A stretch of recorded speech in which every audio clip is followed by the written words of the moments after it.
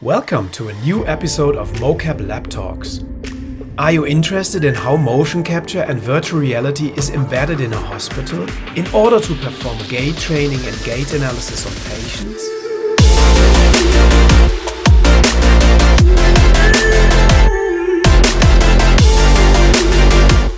Have you ever combined 3D motion capture with fine wire EMG? And are you curious to see what research can benefit from this combination? Then let's visit the Ghent University in Belgium and meet Tanneke Palmans.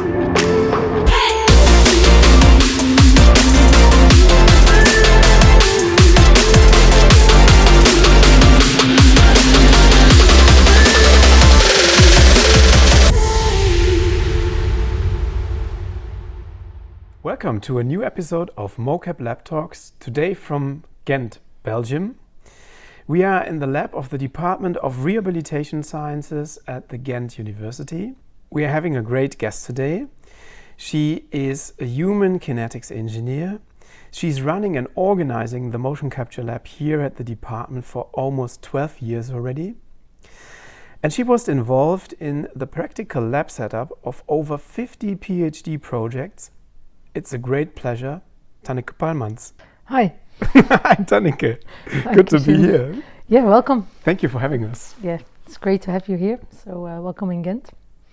It's a beautiful city, as you know, I think. Yeah, the city is beautiful. City is beautiful. It's one of the most beautiful cities in Belgium, I think. Unfortunately, I don't live in the city, but it's still a great place. Yeah, definitely.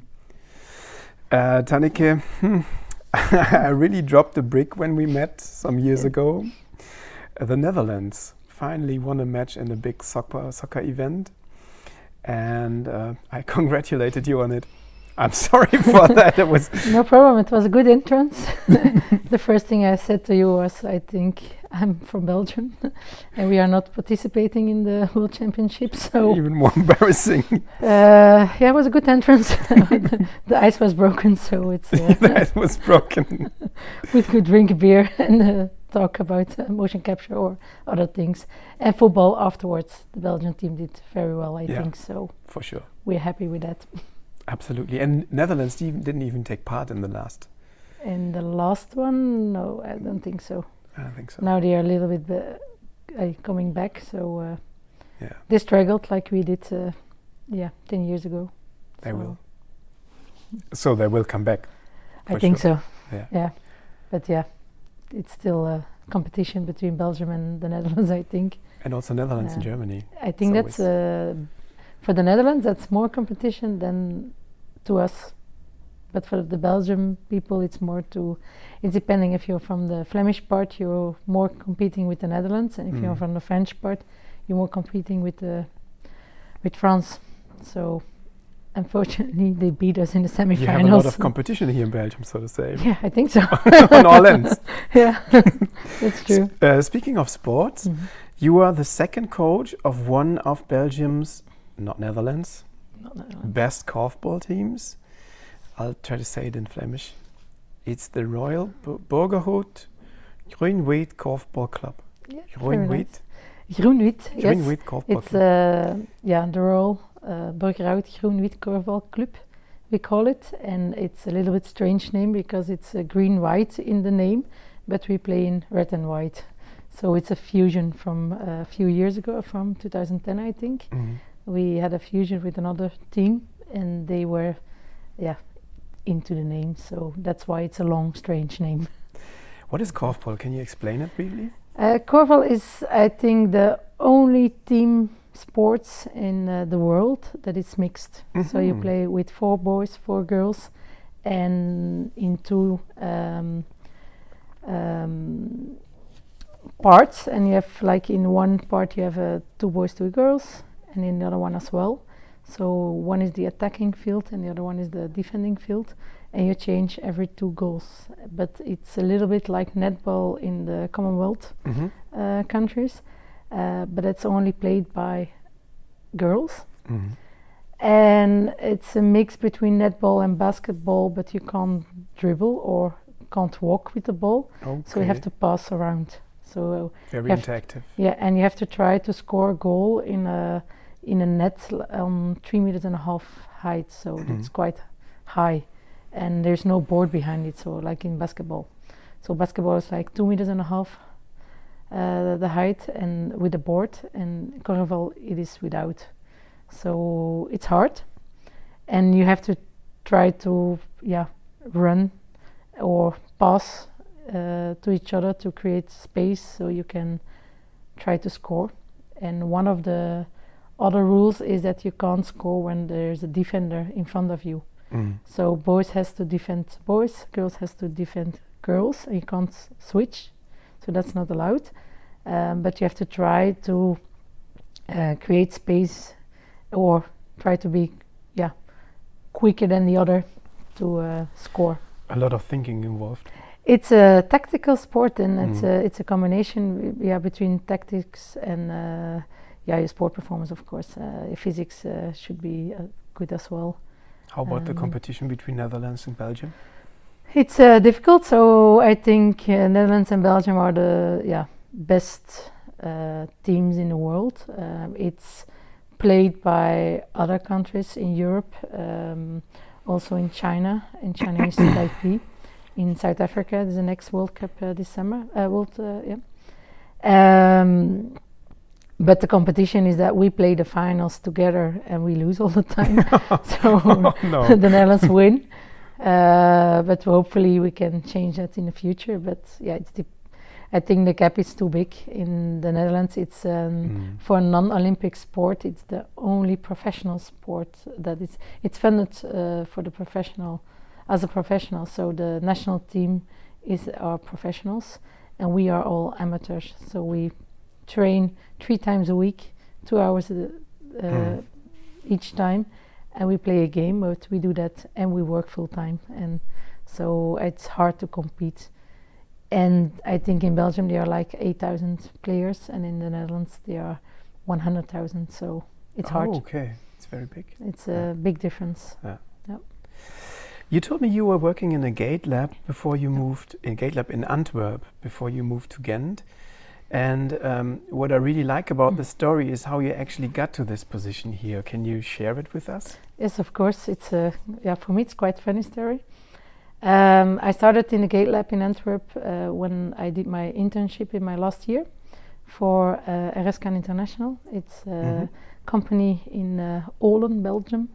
That creates pressure plates, and they let me do my internship there for 16 weeks, and they asked me to build the Gate Lab in Antwerp with the force plate and pressure plate.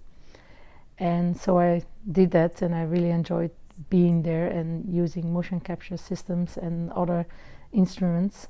And afterwards I did my master thesis as well over there for both companies, and then I had my degree and I was looking for a job, so I asked them if it could work in Antwerp and for the RSCAN. And by doing that I went to a user group meeting from Qualisys in Blackpool. And then when I was sitting there the evening before the meeting was started, I was eating a pizza and my old neighbor came by in the lobby, and I was thinking, I know her. And it was strange to meet each other after I think 15 years again in Blackpool. And she was doing her PhD at Sports Sciences at the university. It's Veerle Segers. And she was there with Sophie de Mitz. She was starting her PhD here at the Rehabilitation Sciences. And we were the only 3 Belgian people over there at the meeting. So we had 2 days, lots of talking about our passions like motion capture systems, 3D kinematics, kinetics, things like that. So it was a really fun user group meeting. So a few months later I got a phone call from Professor Rose. He's one of our professors here at the department, and he asked me if I was interested to come and work here. And I said, what kind of work would I do? And he said, yeah, we need somebody that knows the systems and can explain it to our PhD students or help them with the setup of the technical parts of their studies. So that's how I started here. It was very interesting because I could learn, and they pay me for that. So I thought that's great. I get knowledge and I get paid for it. So that's really, really cool. So in the end, sharing your passion, in that case for biomechanics, motion capture, opened that door here. Yeah, I think so. You communicated it. If I never shared it. Talked with Veerle and Sophie about it, they never thought about a position like that, because the position was quite unique in Belgium. In the meanwhile, there are some other persons who's doing a job like me, but it was quite new. And even my supervisor, when I was my first day here, she asked me, what would you like to do? I was okay, I can fill it in by myself. Oh, that's cool. And I started with I want to get more knowledge about all the systems we are using, what systems are here, and what can we use later on or in the future. And they give me the opportunity to learn about EMG, but also about isokinetics and other measurement systems. It's really nice that I can have the opportunity to learn it, go to conferences, learn new systems, and try to embed everything within the department. So that's nice. What advice would you give students, people, when talking about a job or looking for a job? What is it? For me, it would something my grandfather always told me, is that he never went to his job disliking his job. He always said, if you do your job and like it and go for your passion, and you really need to enjoy it. So for me, it would be search your passion and go for it. And is it in another country? Go to another country. Can you do it in your own city? Go to your own city. It doesn't matter. But do something what you like. I think that's what you did. You shared your passion. Yeah, and I can still do it. It's really, really nice. I can, I go every morning with a smile on my face to work, and I have to drive. I live in another city, but I have a lot of traffic. But I don't care really, because I don't think I can do this somewhere else. But I have a really nice department here, and they give me the opportunities, but maybe I can't get somewhere else. You never know, but at the moment I'm very happy here. So very good. Great. Thank you for sharing that. You're welcome. That's really good.